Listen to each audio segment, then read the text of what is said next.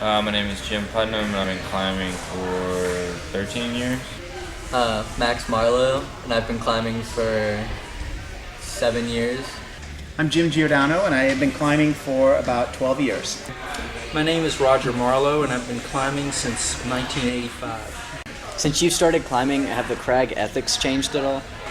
Well, when I first started climbing, the clean climbing ethic was very much sort of, shall we say, in force.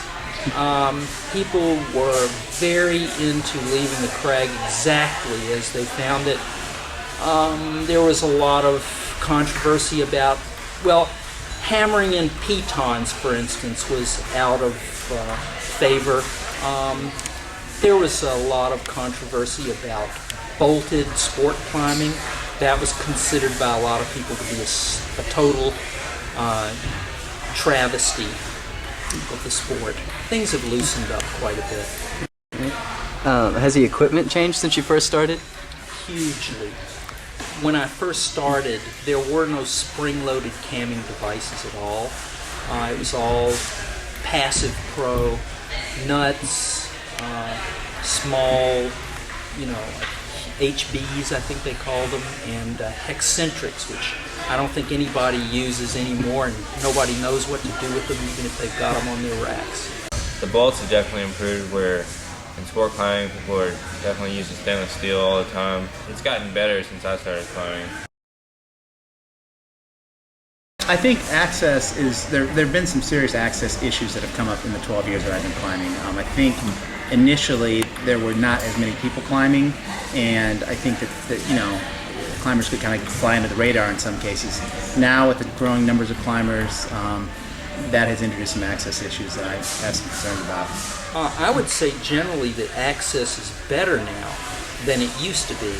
People, at least now, they know what sport climbing is, they know what climbing is, they see people do it, they see their magazines and things like that. Before, the whole idea of people climbing up cliffs, why would anybody want to do it?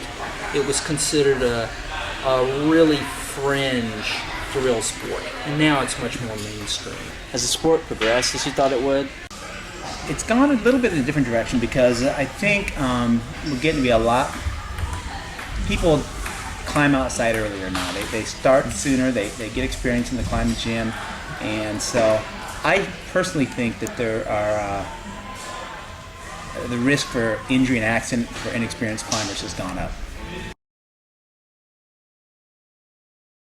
The people and the attitudes of the people, the orientation of people to the outdoors, the orientation of people to fitness in general and to training in general, diet, different kinds of training techniques, all of those things have affected the sport. Motivated people, people who want to take the sport farther than it already is. People who want to make it big. Let's go! Yeah. For those of you that want to know what we're all about, it's like this, y'all.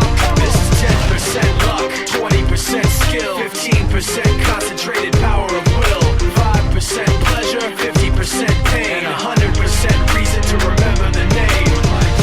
He doesn't need his name up in lights, he just wants to be heard, whether it's the beat of the mic. He feels so unlike everybody else, alone, in spite of the fact that some people still think that they know him, but he knows the code. It's not about the salary, it's all about reality and making some noise, making a story, making sure his click stays up. That means when he puts it down, Tox picking it up. Let's go. Who the hell is he anyway? He never really talks much, never concerned with status, but still leaving them starstruck. Humble through opportunities given despite the fact that many misjudge him cause he makes a living from writing raps. Put it together himself, got a picture connects, never asking for someone's help or to get some respect. He's only focused on what he wrote, his will is beyond reach, and now it all unfolds, the skill of an artist. This is 20% skill, 80% beer, be 100% clear, cause Ryu was ill. Who would've thought he'd be the one? This is so awful.